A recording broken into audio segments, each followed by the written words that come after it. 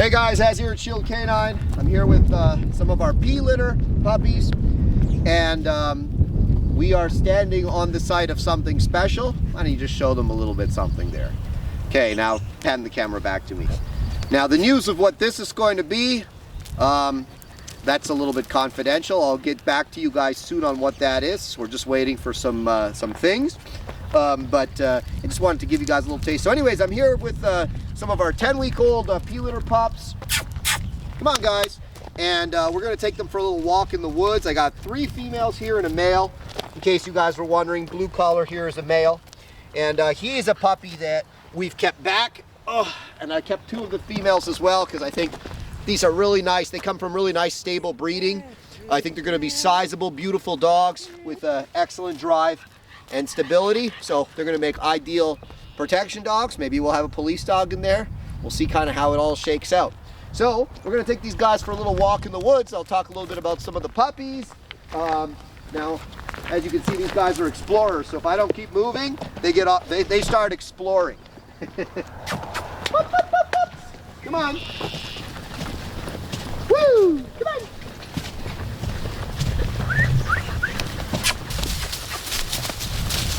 All right, so first off, Mary, I know you wanted to see what your puppy looked like.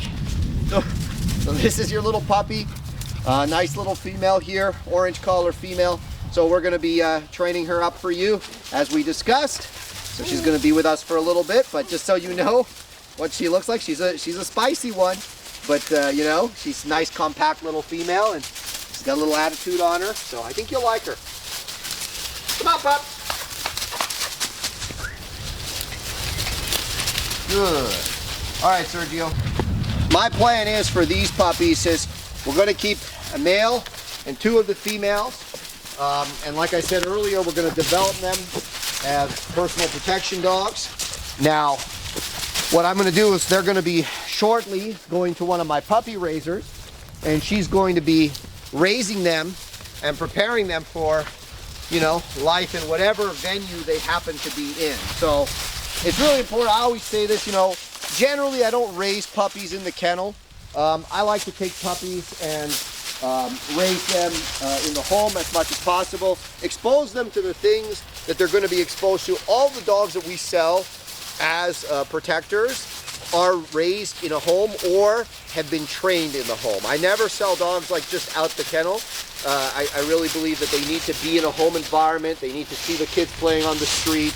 You know, they need to be around the cats and the other dogs and stuff like that. So for me, it's really important that, you know, yeah, these guys have experience in a nice rural area, but they also need some urban experience, so to speak. So one thing people ask me, if you were to see these puppies at like 6 weeks, there was a big disparity in the size. Now, we still have one really big female, as you can see her over there. She's not wearing a collar. Oh, well, you can't, right? Yeah, here, look over here, Sergio. Woo! Well, now she's wandering off. So, if you were to see these puppies at 6 weeks, there was a big disparity in the size, right? And they, you know, like this blue collar male here, he was actually quite small compared to his siblings, but now you can see he's catching up.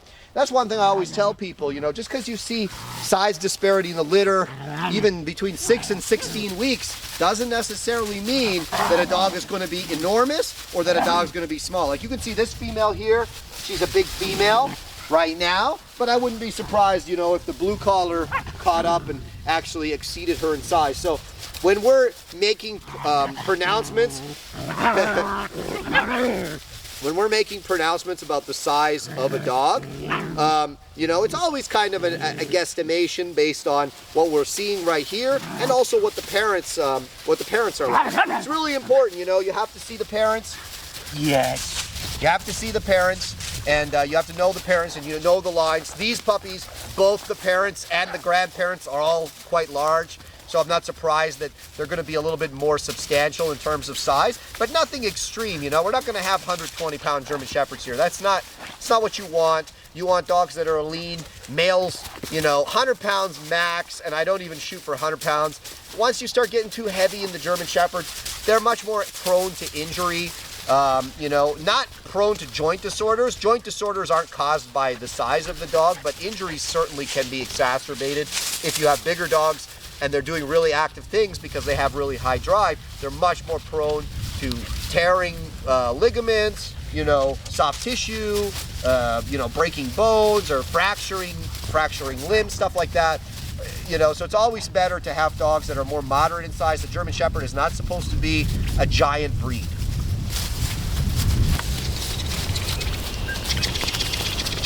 Oh, yeah. I really like this litter, guys. I know I've said it before, but I really like this litter. I wouldn't be surprised if maybe we even keep a female from this litter. It's a really nice litter. One of the nicer litters that I've definitely had, and I really like how the puppies are acting. Now, people always ask me, what should I feed my puppy? You know, personally for me, look, I'm not a nutrition guy in that, you know, I'm not one of these guys that reads like every ingredient on the bag and this kind of stuff. I'll tell you this, I've fed a lot of different foods, and the food that I've had the most consistent success with is Royal Canin, right? Or Eukanuba, which is basically owned by Royal Canin. I think it's like a grain-free version. Both those brands I've had really good success with, both in the puppy formula and the adult formula, and I've fed a lot of dogs. Now, people ask me about raw food, and you know that if you know anything about me, you know that I sell raw here. I believe it's raw power food, okay? And it's made by my good friend Joel and James. My good friends, I should say, Joel and James. And it's a combination of ground chicken, beef organs, bones, non-weight bearing bones, fat, kelp, what else is there? Carrots, and there's another one, sea kelp, carrots, kale as well. And I also feed that both to my puppies and to my adults, but it's not something that I rely exclusively on for me with the raw, but I definitely have fed dogs exclusively on raw. So people ask me, what should I feed, kibble or raw? And I always say it depends on your situation. The benefits of raw, in my opinion, are that, and experience, I shouldn't say just my opinion, but also my, uh-oh, you got a feather. He's gonna eat raw right now. So in my opinion, the benefits of raw are primarily that you get a lot less fecal matter, and the fecal matter, you know, wastes away a lot quicker. So if you have like a really big yard and you can't find maybe all the poop, or you know they're pooping all through winter, I'll tell you this: it turns to chalk and basically completely disappears in like 2 weeks. Whereas poop from kibble lasts forever. So that can tell you maybe a little bit about what's inside it. Obviously, there's less digest. They're fighting over the feather. It's funny. Anyways, there's less digestible things. Obviously, in kibble, there's stuff that you know, obviously the body doesn't need to the same extent that there is raw. I'll say this though: I have performance dogs, and the thing with raw is I find a lot of my performance dogs, when they're at the height of their season, they need more than just what's in the raw. They need some extra supplementation, whether you use Vertex or, you know, for me personally, I just feed a high quality kibble, and I find that they get the carbs, the carbohydrates that they need from that. So again, I'm not a nutrition expert when it comes to dogs. I fed a lot of dogs over a long period of time. I've tried a lot of different brands. Everything, like I said, from the raw to Purina to Costco food to literally, you know, anything, Enough Shook, I've fed it all. And I've just always come back to the Royal Canin. So right now my dogs, I have skids, I order skids of Royal Canin, and that's what I feed my dogs. And then I also supplement them with raw as well. So some of my dogs, like if I have a dog who's really fat all the time, I like to give them raw. If I have a dog who has skin issues, or maybe they're having a little bit of some gut issues, I actually give them raw because their system can handle it better. One little trick that I have, and I'll tell you guys this, when it comes to dogs that are skinny, right? I find that if you try, the goal, people tend to say, oh no, my dog's skinny, let me feed him more. Let's walk a little bit. My dog is skinny, let me feed him more. And you could, now the solution is not to feed your dog more kibble, because usually, especially if they have a stomach upset and you slam them with the kibble, they'll actually just get more upset, and you can cause, you know, inflamed bowels, pancreatic issues, all sorts of things. So what I like to do is I'll feed them the same amount of kibble, but then I'll start adding raw. This is just something I'm doing. I'm not a vet or anything like that. I'm not telling you that you should do this. I'm telling you this is what I do, and I've had good success because their body's able to handle the extra food in the context of raw a lot better than it's able to handle way more kibble, right? So if I need to like double the food that a dog's taking in, you know, adding raw and feeding raw in like separate meals is something that I do. Whoop, whoop, whoop, whoop. Let's go.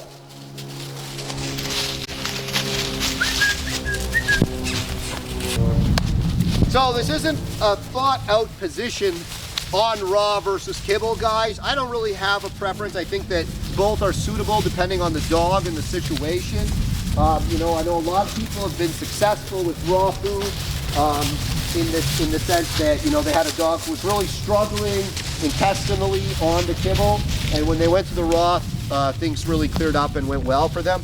I do think it's a little bit easier on their system, and it definitely reduces the size and type of the fecal matter. However, you know, like I said, I've definitely seen dogs that if they're just on the raw, they can get a little bit too lean. Depends again how much fat is in the raw, right? And if you're using an oil, obviously if you use oils, you can make a little more bloom. If you're using, I can't walk backwards too much here because I'm going to kill a puppy. If you're using you know, a supplement, you know, like Vertex or something, that's certainly an option.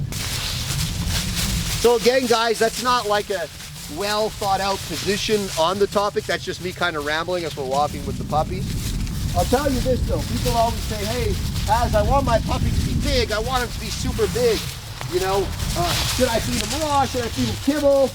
Should I feed him more? And people tend to overfeed their dogs because they all have these dreams of owning like this 120, 140 pound dog. Number one, you bought a German Shepherd, okay? You bought a German Shepherd, you didn't buy a giant breed. You want a giant breed? Buy yourself a giant breed, you know? Buy yourself a Boer Bull, buy yourself a Great Dane, buy yourself a giant breed if you want a giant dog. Trying to find a dog like a German Shepherd and making it giant by pumping it full of food, number one, doesn't work, right? Number one, it doesn't work. And number two, you know, it's actually really bad for your dog. All you're gonna do is gonna cause obesity, you're gonna cause bowel issues, you're gonna cause pancreatic issues. You know, I see so many fat and overweight dogs and the owner's boasting about how heavy the dog is. It's like, yeah, your dog's 100 pounds and about 20% of that is just pure fat, right? Your dog is not in good shape. If your dog looks like an overstuffed sausage, or if your dog is pear-shaped, it's not good.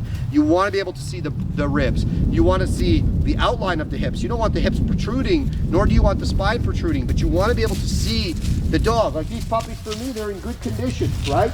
They're not too fat, they're not too skinny, and we're gonna kind of keep them there. And I don't mind even if they're a little bit leaner, especially as they grow, because it's much less likely to cause problems than if the dog is overweight. So guess what?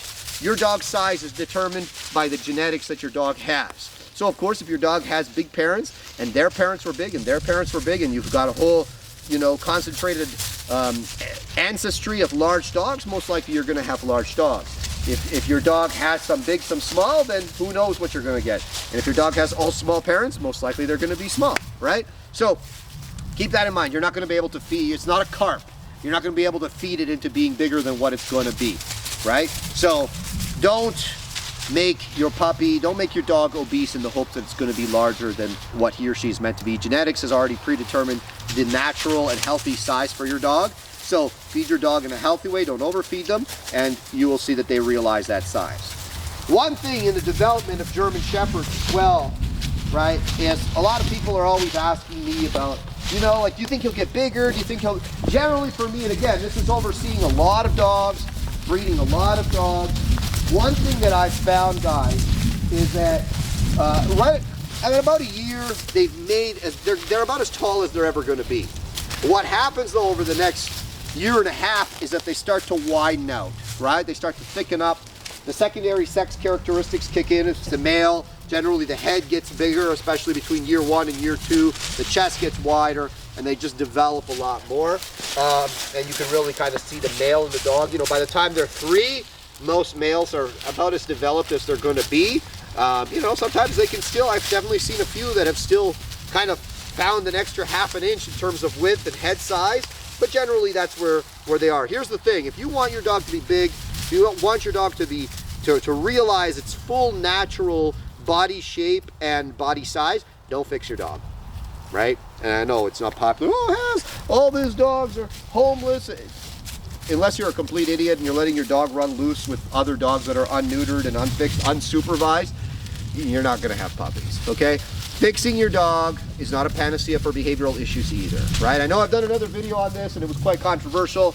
I got a lot of flack for it, but trust me when I say fixing your dog is not gonna fix your behavioral problems. It's not going to, you know, make your dog like super easy to live with. The only thing is for females, obviously, you're not going to deal with the heats and the heat cycles. I mean, really, in the grand scheme of things, what is it? It's 10 days she's spotting, you know, twice a year, if even that. It's like, you can't deal with that in exchange for sacrificing, you know. You can't make that small sacrifice in exchange for, you know, your dog growing to be, you know, healthy and well developed, both mentally and physically. You know, then I guess you don't really deserve that. I'll tell you this, I know there's going to be all these people in the comments, oh, you know, my dog's super big and I fixed him at 6 months and blah, blah, blah. A lot of the time what you see with the dogs, and I'll tell you this is why I'm not fixing my horse, right? I have a stallion, and you most certainly, there are definitely behavioral side effects in stallions when it comes to them, you know, being intact or not, right? That's not in question. And what you see, right, it's the same thing with the dog. The horse or the dog will get just as tall as it ever was going to get, but where it suffers is in the secondary sex characteristics. They have a little pile up over there, right? They're not going to be as wide. They're not going to have the same neck, the same head, the same bone density. You know, testosterone's actually kind of important in your physical development. And the female hormones are also important for the females. Believe me, I've seen females fixed early, and they don't look the same as a female that's been left intact. Aside, and we're not even going to talk about the health, right, implications. You know, oh my God, your dog's going to get cancer. How many dogs I've had that are intact? And I think like one of them got colon cancer. So I mean, I don't think you can really attribute that to him being intact. But regardless, it doesn't particularly matter. I will say this, in my preference, I don't fix my puppies. I don't fix my dogs. I don't see a reason to. And for me personally, hey! For me personally, if someone fixes one of my puppies prior to the age of 2, their health warranty is voided, right? It can cause, for sure, developmental issues. It can cause joint issues. So it's really important that you let your dog mature and physically develop properly. You know, have I fixed dogs in the past? Yes, I have, right? I had a dog, I think a female, she was like 7 years old. She had pyometra. You know, she had like 2 uterus infections. So yeah, I fixed her. We weren't breeding with her, and she showed that she was prone to this issue. We fixed her. But I also have many older females I didn't fix, and many older males that didn't fix, no issues. Hey guys, so again, it wasn't like a serious informational thing. It was just me kind of walking with puppies and rambling. If you are interested in a protection dog, you know, look us up. Generally, we're booking a year in advance when it comes to these because, like I said, I import as well sometimes. But again, if I'm personally not going to Europe, I don't really like to import that much. Just because, again, some bad experiences in the past. And to be honest, raising puppies here and buying imports from Europe, I haven't seen a qualitative difference between the two. And if anything, the puppies from here are, in my opinion, oftentimes even better because I know every minute of that dog's life, what happened. I know the ancestry very well because, of course, they were produced here. And I really like those puppies. And we've had really good success, you know, with raising those dogs, training them and selling them. So we have a male and 2 females that will be available. And oftentimes we sell our puppies far in advance of them ever being fully trained. So if you're waiting to see a fully trained finished dog on my website, it's kind of rare. Yeah, generally speaking, we sell them well before they're finished their training. Usually, you know, 6 to 7 months prior to the completion of their training date, they're all sold. So if you want a level 2, level 3, even a level 1 dog, you know, hit us up and we'll work with you and ensure you get the dog that you're looking for.